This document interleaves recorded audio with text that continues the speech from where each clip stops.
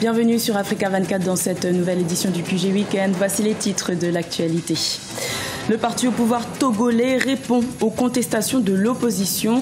L'Union pour la République appelle à une marche citoyenne de 3 jours à la fin du mois d'août pour soutenir le processus de réforme en cours.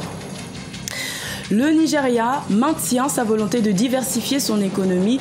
La plus grosse bourse de produits agricoles du pays devrait voir le jour d'ici fin 2018. Et retour sur la foire agricole internationale Fékin en République démocratique du Congo. La 2e édition s'est tenue du 18 au 25 août à Kinshasa pour la promotion du secteur agropastoral. Mais tout d'abord, en République démocratique du Congo, les élections des gouverneurs et vice-gouverneurs se tiennent ce samedi 26 août dans 8 des 26 provinces du pays. La tenue de ces scrutins avait été annoncée en juillet 2017 par la Commission électorale nationale indépendante et elle devait initialement se tenir dans 11 provinces du pays. Rappelons que la date de l'élection présidentielle initialement prévue pour fin 2017 n'a toujours pas été communiquée par la CENI.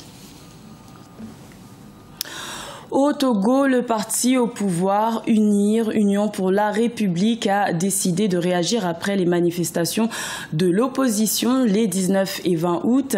Les responsables de ce parti ont lancé un appel le 24 août à marcher dans les rues de Lomé pendant 3 jours en soutien à la présidence. Une initiative citoyenne et républicaine selon le parti au pouvoir. Reportage de notre correspondante Emefa Kofi. Les cadres du parti Union pour la République, parti au pouvoir, en concertation pour discuter de l'actualité de ces derniers jours au Togo et des actions à mener. Une première sortie officielle ce 24 août depuis les manifestations des 19 et 20 août de l'opposition au Togo. Les responsables du parti UNIR ont ainsi condamné les violences enregistrées au cours de ces manifestations et appellent à une série de marches citoyennes et républicaines dans la capitale togolaise à compter du 29 août.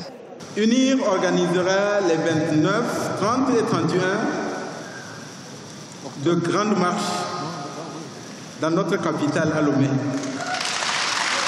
Et ces marches ne sont pas destinées à s'opposer à qui que ce soit. Les manifestations projetées les 29, 30 et 31 sont destinées à réaffirmer notre attachement à la démocratie et à l'état de droit. Soutenir fermement les institutions démocratiques. Cette marche, qui constitue un défi de taille pour le parti, a par ailleurs pour objectif de dénoncer les actes de violence commis contre les forces de l'ordre selon les initiateurs. S'agissant de la mise en œuvre des réformes, UNIR se dit favorable à condition que ces réformes soient globales et consensuelles. UNIR renouvelle son engagement en vue de l'approfondissement des réformes politiques et institutionnelles de manière globale et consensuelle. Dans cet esprit, le parti UNIR réaffirme son soutien sans réserve au chef de l'État, son Excellence M. Faure Essozinyan Gnassingbé, dans la poursuite du processus de réconciliation nationale et de modernisation de notre économie. Le parti Union pour la République, dirigé par le chef de l'État Faure Gnassingbé, a été mis sur les fonds baptismaux le 14 avril 2012, après la dissolution du Rassemblement du peuple togolais, parti de son défunt père, Feu Gnassingbé et Adema. Et depuis 2012, ce parti a remporté 2 élections, la législative de 2013 et la présidentielle d'avril 2015.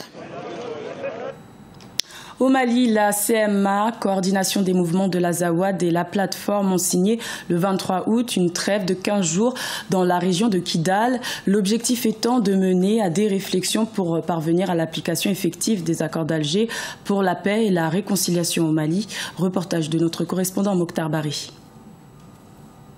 Depuis 2 mois, des affrontements armés ont opposé les groupes armés que sont la plateforme et la coordination des mouvements de l'Azawad. Ces affrontements ont occasionné des pertes en vies humaines. La découverte de charniers dans le nord du pays témoigne de la gravité de la crise, d'où la recherche rapide d'une paix durable. C'est fort de cela que le gouvernement du Mali et des bonnes volontés comme l'influent président du Haut Conseil islamique ont entamé des négociations pour réconcilier les frères ennemis. Ce qui a abouti à la signature d'une trêve de 15 jours en présence des responsables de la médiation. Après une série de violents incidents qui ont eu pour conséquence d'abord déjà d'accentuer la souffrance des populations, après donc toute une série de pourparlers, de négociations, ils sont arrivés à une trêve. Donc on a un protocole d'entente pour dire qu'on va arrêter les hostilités. Et donc la communauté internationale, les gouvernements sont là aujourd'hui comme témoins. Donc nous avons paraphé, mais en tant que témoins. Et je les félicite encore au nom du gouvernement, comme je l'ai dit. Et nous espérons que cette fois-ci sera la bonne, que les armes vont définitivement se taire, comme les armes se sont tues entre le gouvernement et les mouvements. Signe de décrispation, l'arrivée à Kidal, fief de la CMA du gouverneur Mohamed Ag-Ishrach, contribue considérablement à l'accalmie observée par les acteurs. Les deux parties signataires des accords d'Alger se disent prêtes pour le retour progressif de l'administration dans les plus brefs délais. Le sentiment que nous avons, c'est toujours le sentiment de la paix. Donc la paix, tout le monde sait que pour arriver, quitter les hostilités et aller vers la paix, on n'a qu'un sentiment de satisfaction, un sentiment que les choses vont avancer dans le sens positif et que nous espérons dans les semaines et dans les mois à venir, beaucoup de choses vont changer très rapidement, surtout dans le sens positif. Je pense que les choses vont avancer. La mise en œuvre de l'accord va avancer très rapidement durant ces derniers jours. C'est pour permettre aux populations de se déplacer, aux combattants de se déplacer mais sans armes, aux frères de se retrouver. Et comme vous le savez, vous l'avez compris, 15 jours, ça fera moins de morts, moins de veuves, moins d'orphelins, moins de blessés. Et c'est aussi un bénéfice. Après la mise en place des autorités intérimaires depuis le 20 avril 2017, la mise en place du mécanisme opérationnel conjoint tarde à voir le jour du fait des velléités des groupes armés. Les observateurs espèrent cette fois aboutir au retour définitif de l'administration dans le nord du Mali. Un reportage de Mokhtar Bari commenté par Idlet Mirabel Bissou. Lancer une bourse de produits agricoles, telle est l'ambition d'une start-up nigériane. 135 millions de dollars seraient nécessaires pour lancer les opérations d'ici fin 2018. Cette mesure a pour but de stimuler la production agricole dans le cadre de la diversification économique dans ce pays qui dépend fortement des revenus pétroliers. Deogracias Podo. Dans le but de soutenir le programme de diversification de l'économie initié par le gouvernement, une start-up nigériane a engagé des pourparlers avec des investisseurs étrangers pour la mobilisation de fonds nécessaires au lancement d'une bourse des produits agricoles. L'idée est de réduire considérablement la dépendance du pays vis-à-vis du commerce des hydrocarbures. Estimé à près de 135 millions de dollars, le projet devrait voir le jour d'ici 2018 à Benin City, la capitale de l'État d'Edo, dans le sud du pays. Le projet vise à permettre aux agriculteurs de pouvoir vendre de façon optimale leur production.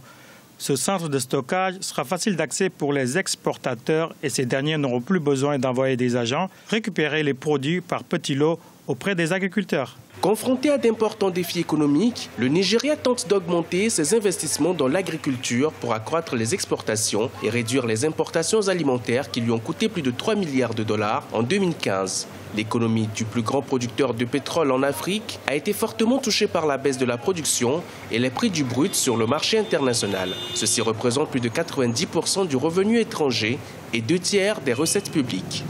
En termes de perspective économique au Nigeria, la reprise économique normalement est envisagée pour 2017. Je pense qu'aujourd'hui, le Nigeria doit beaucoup se concentrer sur la production, mais en même temps avec le niveau d'industrialisation, parce que le Nigeria a toutes les capacités de pouvoir développer une industrie de transformation digne de ce nom. Cette croissance qui dépend de la rente pétrolière doit pouvoir être diversifiée pour aller vers les autres secteurs de l'économie, c'est-à-dire l'agriculture et éventuellement l'industrie. Dans son projet, la Startup Integrated Produce City prévoit la mise en place d'installations de stockage sur un site de plus de 100 hectares aménagés d'ici fin 2018. 20% des fonds nécessaires ont déjà été investis par la société. Il ne reste plus qu'à bénéficier de l'appui financier des investisseurs sud-africains, chinois et australiens, entre autres.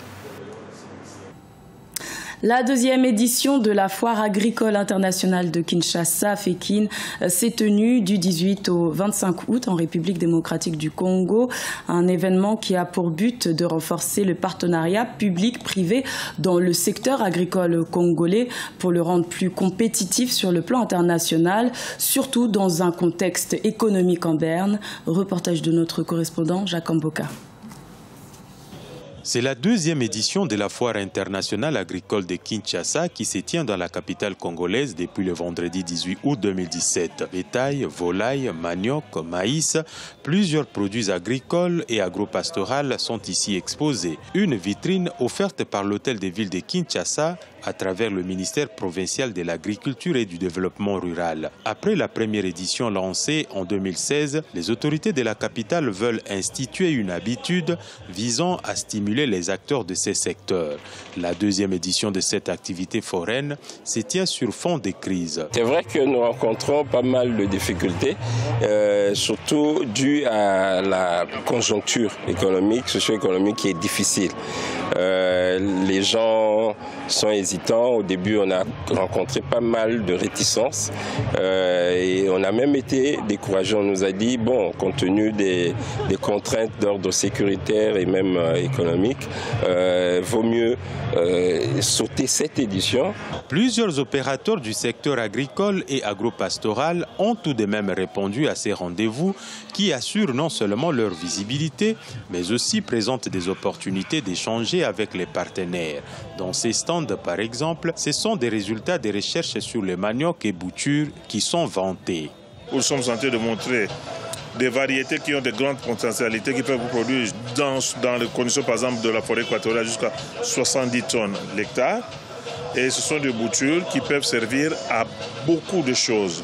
Et qui de ces choses ont certaines applications qui vont même dans la production de l'amidon, la farine panifiable, donc une farine de manioc qui peut être utilisée dans la boulangerie ou la pâtisserie. Sous les thèmes Entreprendre, innover et investir, la deuxième édition de la Foire internationale agricole de Kinshasa offre par ailleurs des cadres d'échange entre les opérateurs du secteur, les banques et autres partenaires. Une foire qui présente aussi la faible production agricole d'un pays qui compte tout de même 80 millions de terres arables, une hydrologie qui baigne l'ensemble du pays, sans oublier son climat très favorable à l'agriculture.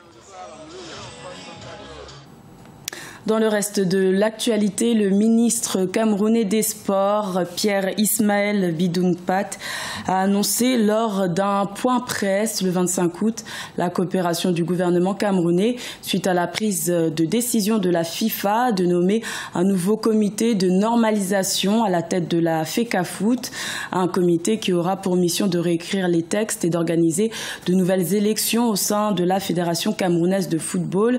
Le ministre des Sports a également profiter de cette occasion pour assurer que la livraison des chantiers de construction des infrastructures de la CAN 2019 se ferait au plus tard en décembre 2018.